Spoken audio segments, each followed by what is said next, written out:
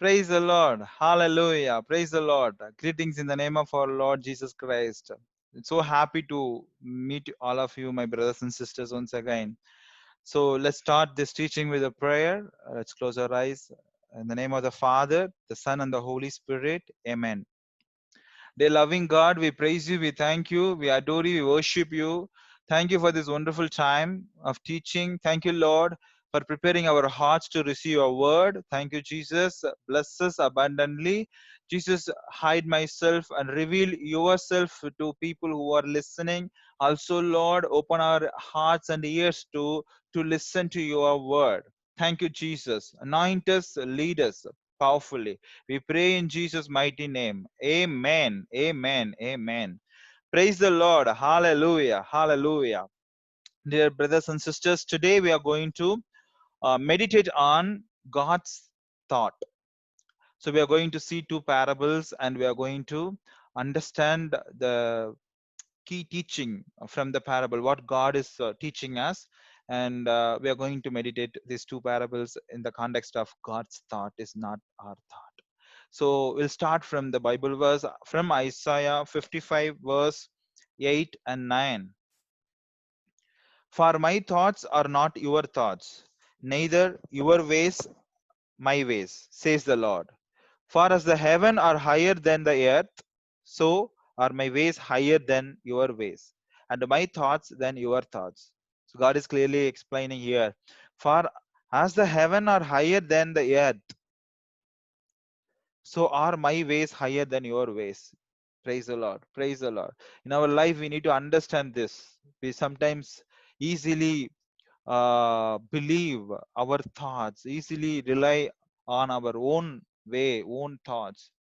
But it is really important for us as a Christians to discern every matter and understand what is God's will on that matter. What is God's plan? What is God's thought on that matter? We need to discern carefully. We should not rely on our own self. That will be not good for us. So we need to rely on God's plan, God's will, God's idea, God's thoughts. So we need to understand and believe that his thoughts are not our thoughts. So far, so with that in our mind, let's enter into the parables. So first parable which today we are going to meditate is Matthew chapter 20. We see the laborers in the vineyard. We have already given the teaching on this particular parable and explain it a little bit, but now we are going to revise it through, and we are going to understand what God is teaching us through these parables. So this is the first parable, and another parable we are going to meditate today is the parable of talents from Matthew chapter 25. So let's focus on these parables, last from Matthew chapter 19, 20 onwards until 25th chapter.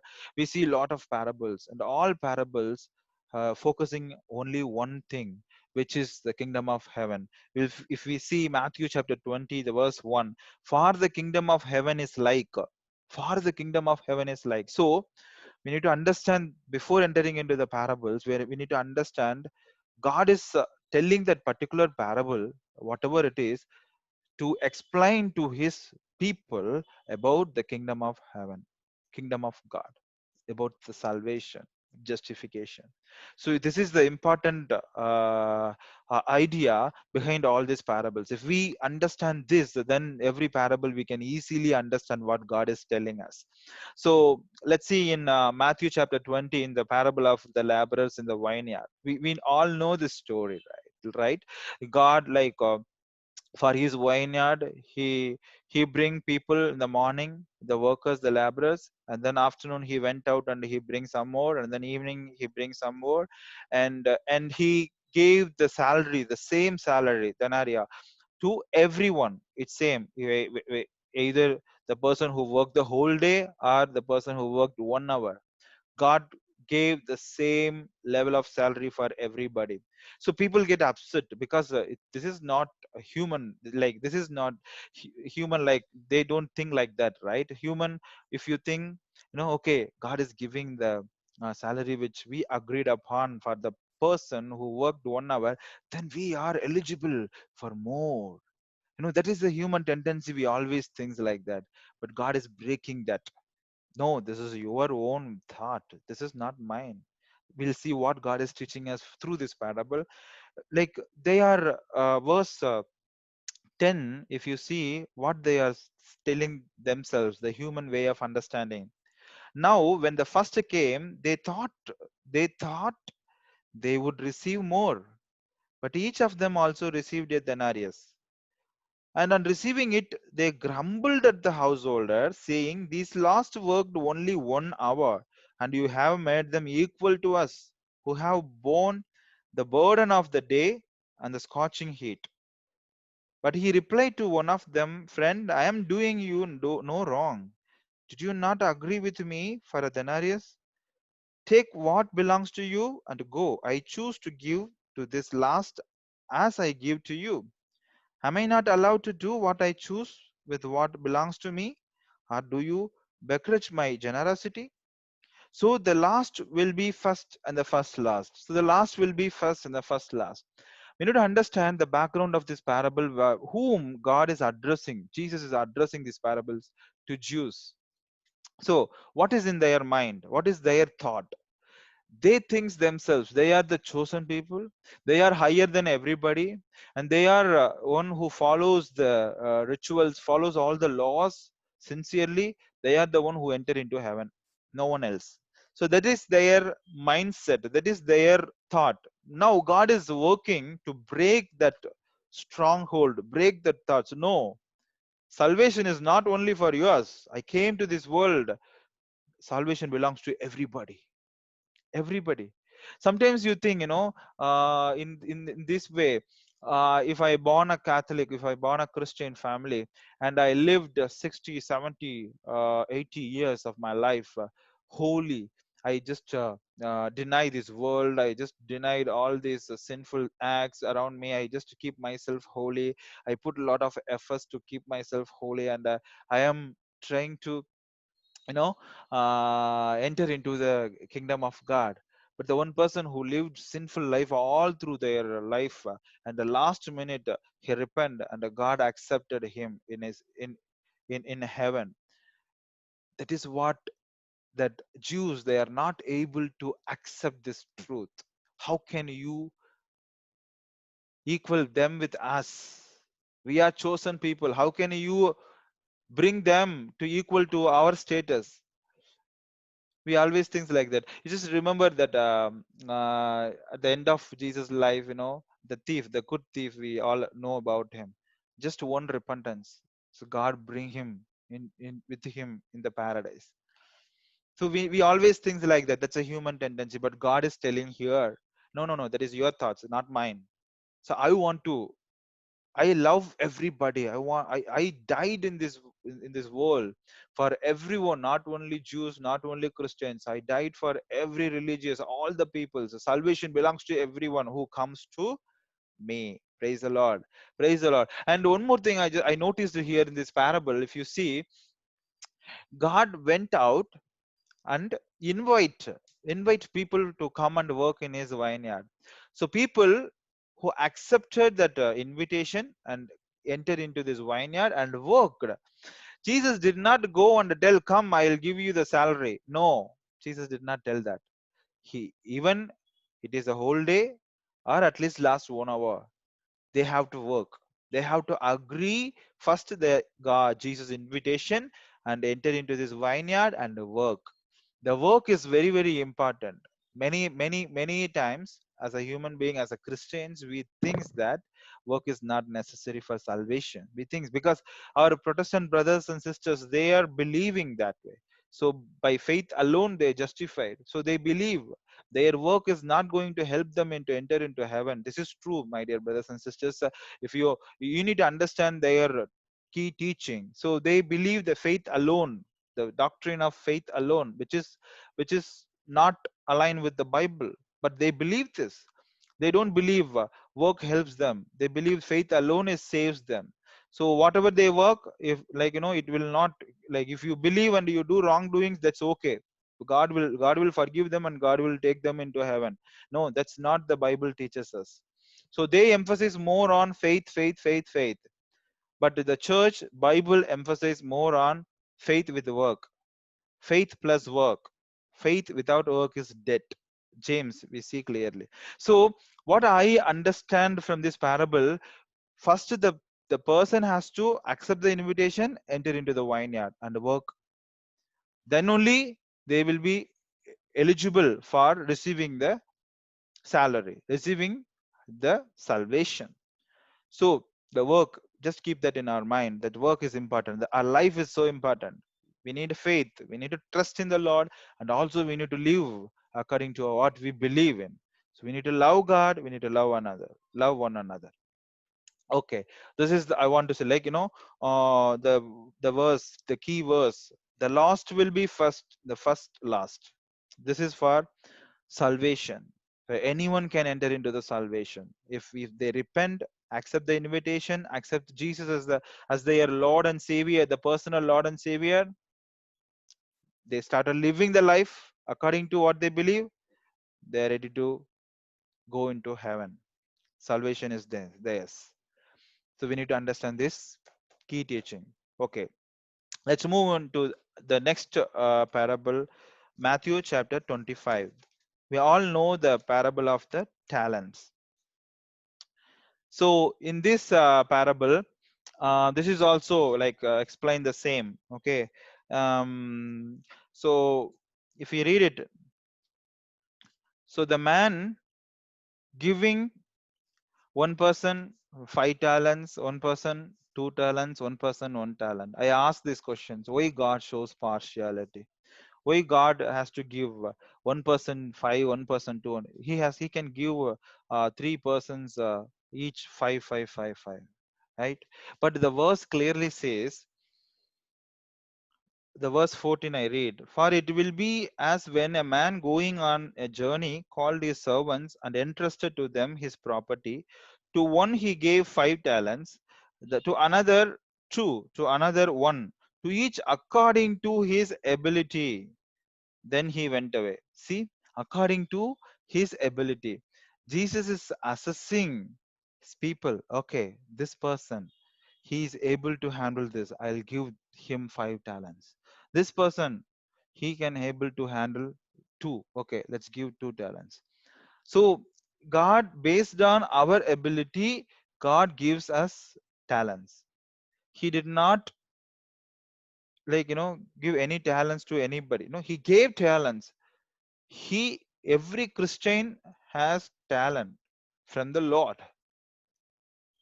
Through our baptism, we receive the gift, we receive the talent. Maybe one person has 5, one person has 2, one person has 1. It is a starting, it is a starting phase. Everyone receive the gift, everyone receive the spiritual gifts, everyone. But the question is, how much we utilize the gifts, how much we utilize our talents for the kingdom of God. That's the question. 5, 2, 1, based on our ability God gives. But the thing is, the gifts which we received, when we started working on it, it will multiply. Praise the Lord. Praise the Lord. If you are having the gift of teaching or preaching, you don't have any opportunity. If you don't push yourself to proclaim the kingdom of God, you don't know whether you have that gift or not. Once you started preaching to 1 person, to 2 person, once you started exercising that particular gift, it will start multiply in you. That's a key message from this parable. Praise the Lord. Praise the Lord. I always tells, if you have the gift of tongues, exercise, it will multiply. If you have the gift of prophecy, exercise it, use it, it will multiply in your life. So that's what the final the key phrase for this parable is, for to everyone who has will more be given, and he will have abundance. But from him who has not, even what he has will be taken away. If you have a gift, you are not ready to use it, you are not ready to multiply it, then that is also will be taken from you. And also we need to understand what I previously told with that parable. God gives us a talent, God gives us the grace, God gives us everything whatever we need in order to live our holy life. He gives everything. We need to live. We need to live. Otherwise, God will throw us away from Him. We need to live. Maybe the 5 talents, the person who received the 5 talents, he can keep that 5 talents with him. The 1 talent, the person who received 1 talent can be faithful to the Lord and can utilize it, and it will multiply 2 and then 4 and then 8 and then 16. He can go on. So we need to utilize our talents, whatever talents, we need to use it for God because we receive these talents from the Lord. It's not our own. Praise the Lord. Sometimes people think that I know everything. No, this is not your, you know nothing. It is from God. If you or me thinks that I know everything, this is my talent which comes with me, and I can do whatever with this talent. The pride comes in immediately. We need to humble ourselves before the Lord, and we need to acknowledge that we received every single blessing gift from the Lord. I need to use that gift for Him, not for my own self glory. I need to use the talents for my King, for my Lord who gave me that. I need to, that in that way it get multiply in our life. We can clearly see, my brothers and sisters. If you have the any gift, ask God. No, no, I strongly believe this, my brothers and sisters. If you have the gift of preaching or teaching or gift of singing or any gift, God first create the platform for you and then gives you the gift. You have the beautiful opportunity near to you, but you need to step up. You need to step up. Yes, I have this gift. I prepare yourself. Even if the door is not open for you anywhere, prepare yourself in your room, in your house. Prepare any gifts. Prepare on that gift. Be ready. God prepared for you the platform where you can utilize this gift and bring God's glory to the people. That is very, very important. So here again, I am emphasizing that faith with work. We need to work hard to live in this world holy life. Without living the holy life, without work, my faith is nothing, dead. So God always sees. We need to believe in Jesus. We need to accept Him. Only through Jesus we receive the salvation. But we need to prove that I believe in Jesus through my life.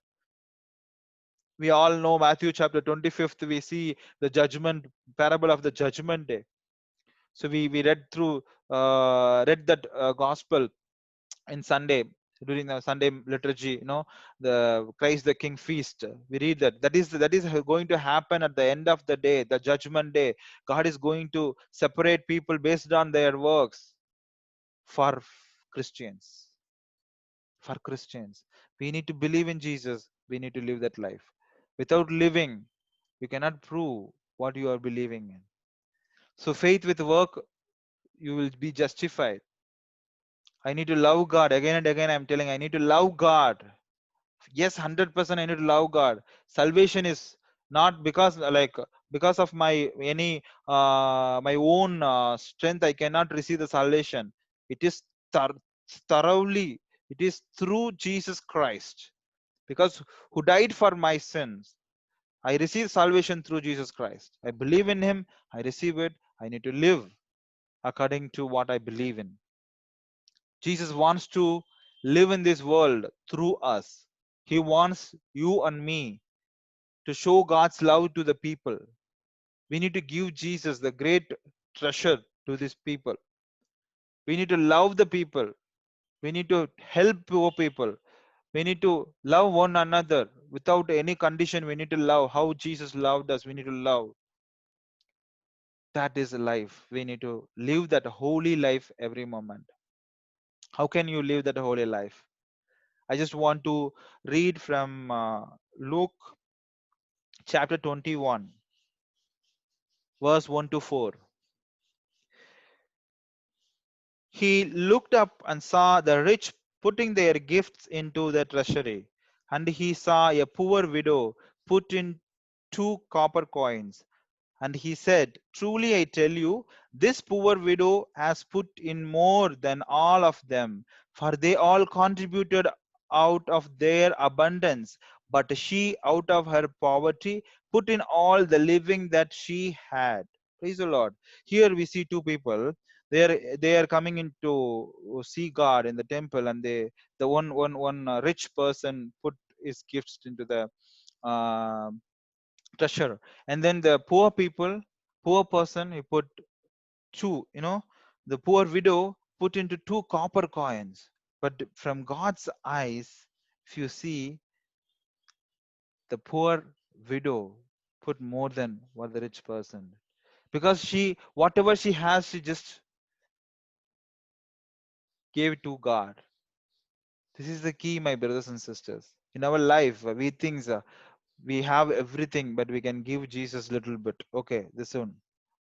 No, God is looking whatever you have, how much you have the generosity to offer it to God. If your gift want to be like, you want to multiply your gift, offer it to the Lord. Surrender into the Lord. Give everything. Don't give little bit of your life. Give your whole life. That's what God is looking for from you and from me. We need to give ourselves fully, all the areas of my life, not the little bit of my life. 24 bar 7, I need to give, offer into the Lord. Through work, I can give thanks to the Lord. Through my honesty, through my holy life, I can offer it to the Lord. I need to surrender, offer myself fully like the poor widow. Don't take it for you anything, just give it to the Lord. He will multiply it for you. Praise the Lord. Praise the Lord. So we understand today through these parables, the last will be first. God will be given who has it. So it is a promise. If you ask, you will be received. Ask more of the Holy Spirit. God will give you more. Give thanks to the Lord for everything. God will multiply. Thanking God is the key to multiply your blessings, brothers and sisters. So I encourage each one of you, try to give yourself fully. We are entering into this Advent season. Just try to surrender yourself. Give yourself completely before the Lord, and allow God to work in it. Believe in His will. Believe that my thoughts are not His thoughts. My ways are not in His ways. His thoughts and His ways and His will, His plan is beautiful. I never ever I can think about it. Just trust that. Surrender your life. Surrender all the areas of your life, your talents, you whatever you have, whatever you own it. Just give it to the Lord. He will multiply it. He will multiply it. He is faithful, Lord, to do it. So, my brothers and sisters, let's close our eyes at this moment. Surrender our life into the Lord. Surrender our family, our parents, our children, our relatives, our friends, everybody. Just surrender into the Lord. Offer into the Lord your talents, your gifts. Every one of us have the spiritual gifts. The Bible says, surrender it to the Lord. Surrender into the Lord. My brothers and sisters, as I said, we need to believe and accept Jesus as our personal Lord and Savior. Without believing in Jesus, without believing, receiving the salvation from Jesus, just our work is also not going to helpful for us. We need both faith and work. We need to accept Christ first, live the life for Him, or allow Jesus in our lives to live, to glorify our living Father. So we surrender to the Lord. I praise and thank you, Jesus. Lord, I bless, Lord, please pour out your Holy Spirit upon us. We are offering ourselves fully, completely, 100% to you, Lord. You take our offerings, take our life, take our gifts and multiply it, Lord. Lord, pour out your anointing, pour out your Holy Spirit upon each one of us who is listening this teaching. Bless them. Reveal to them more and more your plan, Lord. We are human beings. Most of the time we rely on our own plans and wills and thoughts. I ask you, we surrender and offer our own wills and thoughts and plans in your hand. You change it in yours, Lord. Whatever you want me to do, put that desire in my heart. Whatever you want me to, how you want me to live in this world, put the desire in my heart, the thoughts in my mind. Lord, we surrender completely in your hand. You take complete control and you lead us. You hold our hands and you lead us in a holy path. You lead us in a holy way, Lord. We want to live for you alone, not for this world, not for myself. We want to live for you alone. This life, we surrender it in you, Lord. We want to live this life, a holy life for you, to glorify you in all our actions in our day-to-day life. We praise and thank you, Jesus. Bless us continuously.